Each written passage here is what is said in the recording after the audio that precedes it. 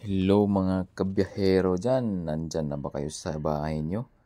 Ngayon ay may susunduin pa po ako. 9 na po ng gabi at tinawagan po ako na may susunduin. Kaya ito na ngayon, ako ay palabas na ng kalsada at ito na nga po. Habang binabaybay ko po ang kalsada ay napalingon ako sa isang paresan dahil may nakaparadang mga sasakyan. Yun pala, ito na. Pares mo to. Sarap niyan habang umuulan-ulan. Papawisan tayo niyan kapag humihigop tayo ng mainit na sabaw. At ngayon po ay malapit na po ako sa aking pupuntahan.